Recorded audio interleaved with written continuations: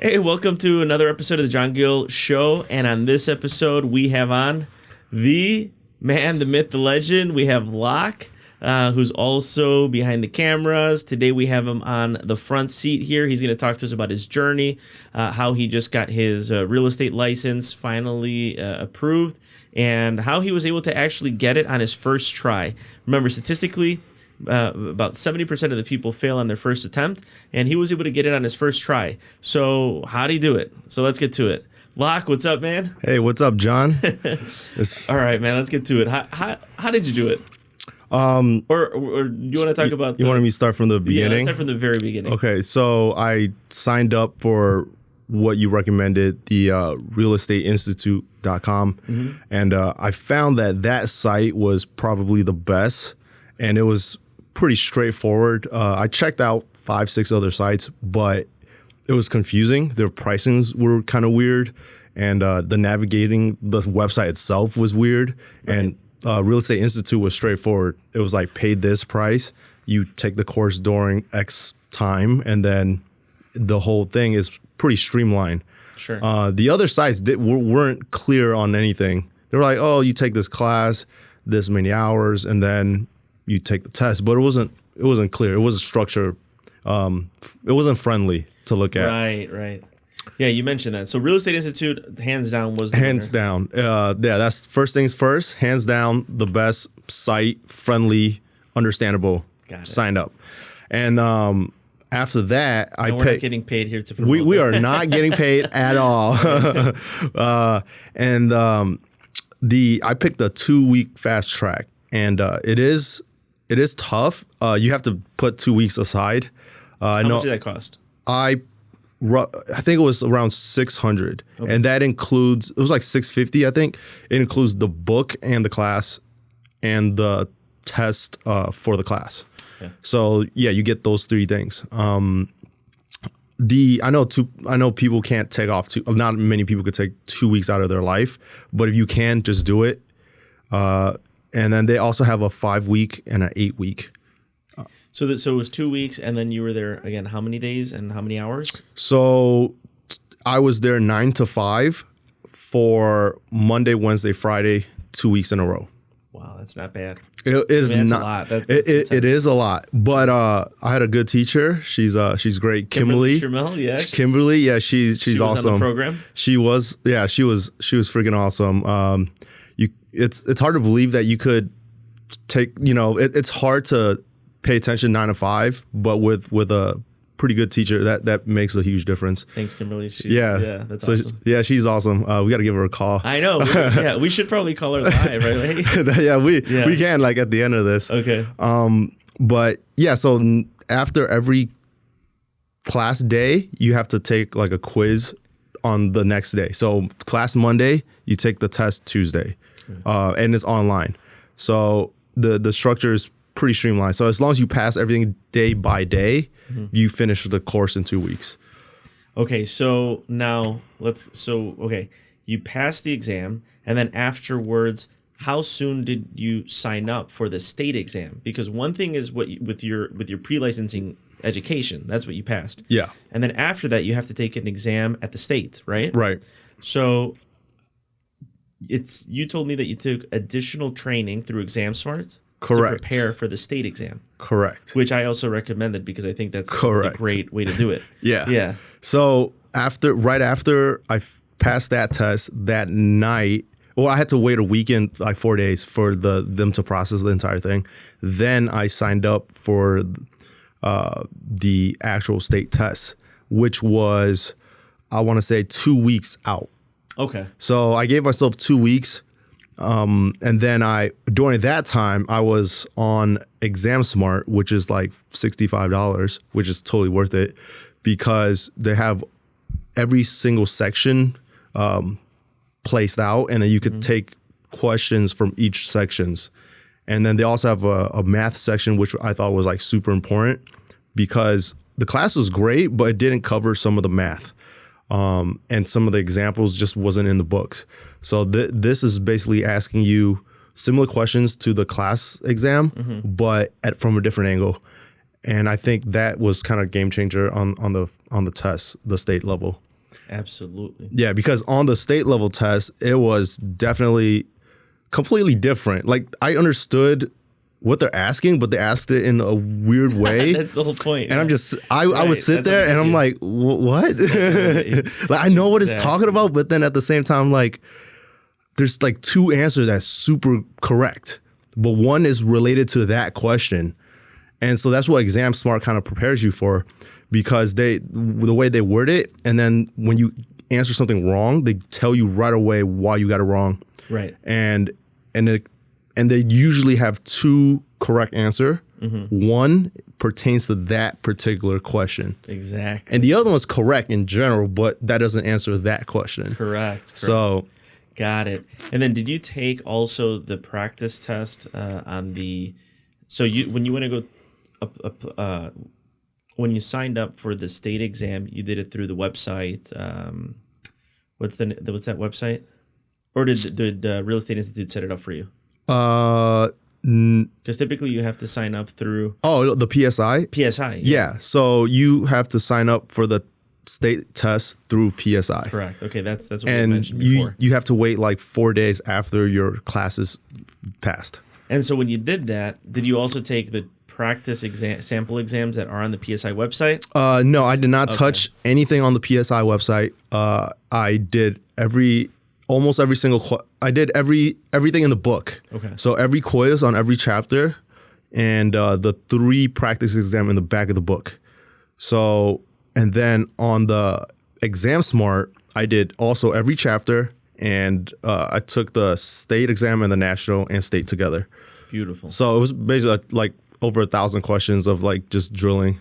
So yeah, if you see something like enough time, you kind of just like, okay, I kind of. Sure. Yeah. And what would you say for you was the most difficult part of the exam? Was it, I mean, so, you walk into where you went, it was like an H&R Block, right? You go to an H&R Block and then. So, yeah. So we live in Chicago. So one of the testing site was like downtown, but I'm not trying to pay for the test plus parking. Right. So I'm going to drive like 20 minutes north to an H&R Block and then take it in their storage room. I mean, that's kind of what it was, right? Yeah. But let me tell you something. When I took it also in downtown, it was also at an H&R Block, and then they have a testing facility. That's funny. So it seems like there's some sort of partnership there with these different H&R Blocks. Yeah. Maybe subconsciously they want you to go get your taxes filed, like, Right. Or when you finally close your first deal, at the end of the year, who to go to, or the following year, who to go to file your taxes. Exactly. The ambiance was it threw me off a little bit, and then but it was fine. The practice pretty much like helped. And how many people were there? During my session, there was only 3 of us. Nice. So yeah, the room was 5 computers, and it's on the computer, by the way. The classroom is on paper. Got it. So I was more comfortable with that because I can cross stuff out, circle things. On the computer, it's kind of like you have a scratch paper, but you had to read the question on screen, and you can't really circle the screen or whatever. So that's amazing. So you got to really stay focused on the question. That's amazing. I honestly, congratulations, because it's very difficult. I know people who have taken their exams, the real estate exam, over and over and over and over, and never pass, to be honest.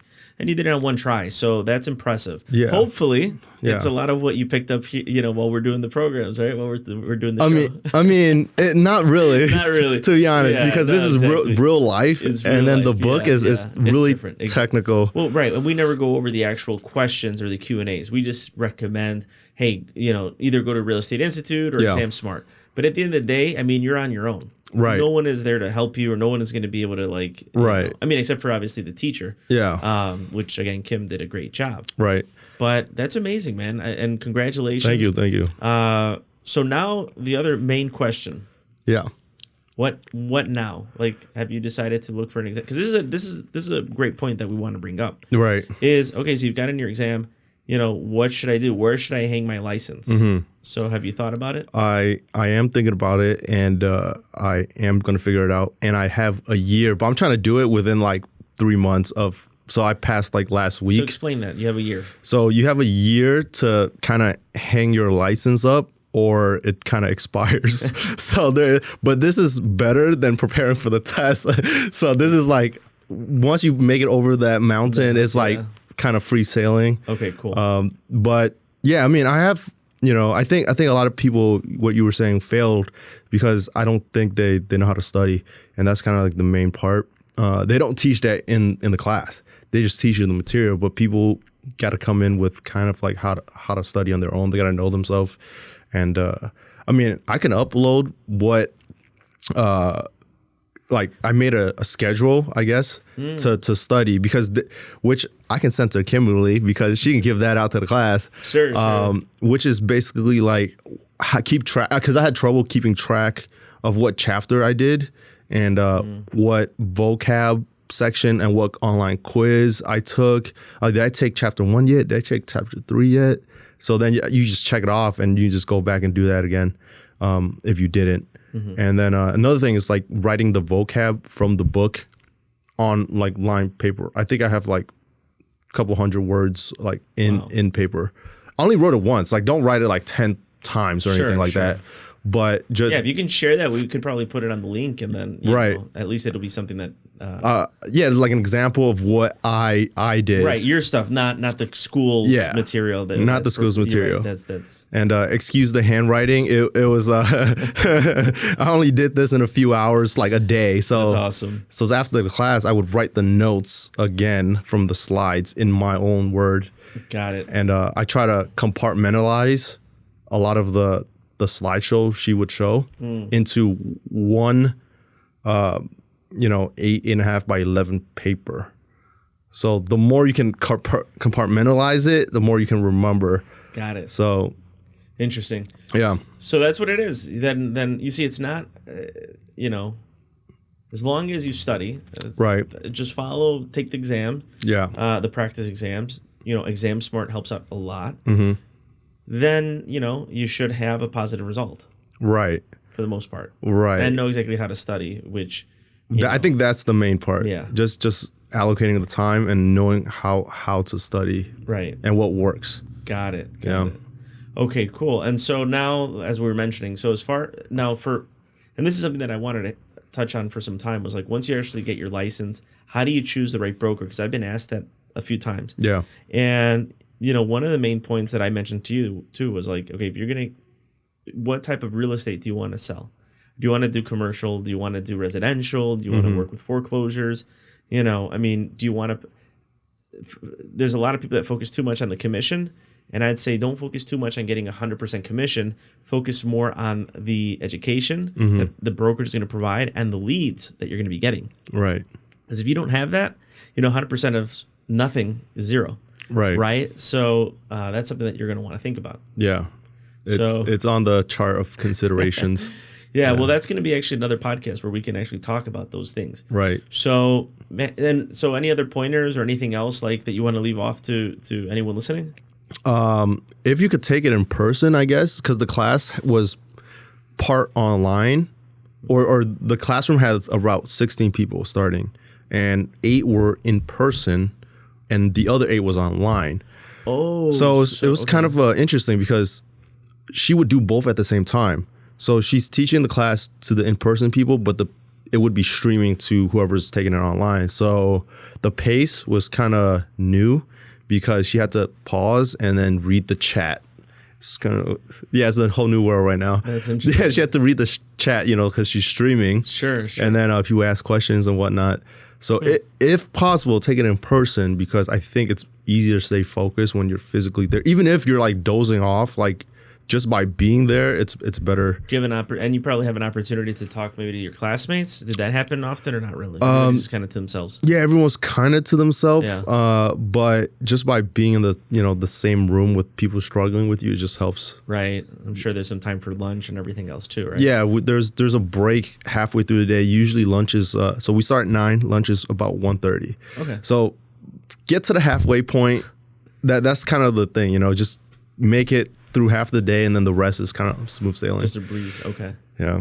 Very good.